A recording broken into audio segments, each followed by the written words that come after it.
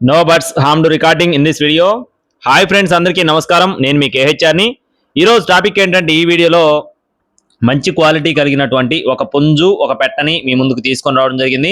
చాలా బాగుంటాయని చెప్పి బ్రదర్ మనతో వివరించారండి. మంచి పర్ఫార్మెన్స్ కలిగిన కోడి అలాగే ఒక పెట్ట అండి. రెండు కూడా చాలా రీజనబుల్ కాస్ట్ లో ఉన్నాయి. స్కిప్ చేయకుండా చూడండి. మీ యొక్క కోళ్లు మన ఛానల్లో అమ్మాలి అనుకుంటే డిస్ప్లే మీద కనపడుతున్న నెంబర్కి నీట్గా ఫోటోలు వీడియోలు వాట్సాప్లో సెండ్ చేయండి. ముందుగా పుంజుకు సంబంధించిన వివరాలు చెప్తాను ఫ్రెండ్స్. పుంజు యొక్క రంగు వచ్చేసి కోడి చూపు కలిగిన పచ్చకాకి డేగ ఫ్రెండ్స్. కోడి చూపు కలిగిన పచ్చకాకి డేగ అండి. ఎత్తు చూసుకున్నట్టయితే 22 నుండి 22.5 అంగుళాలు. బరువు వచ్చేసి 3 కేజీల 300 గ్రాములు. అలాగే కోడిపిల్ల అయితే పర్ఫార్మెన్స్ అయితే చాలా బాగుంటుందని చెప్పి బ్రదర్ మనతో వివరించారండి. బ్రీడింగ్ కి కూడా వాడుకోవచ్చు అని చెప్పి బ్రదర్ మనతో క్లియర్ గా వివరించి చెప్పడం జరిగింది. కోడి పుంజు కాస్ట్ వచ్చేసి 8,000 రూపాయలు చెప్తున్నారు ఫ్రెండ్స్. పుంజు యొక్క కాస్ట్ వచ్చేసి 8,000 రూపీస్ గా చెప్పడం జరిగింది.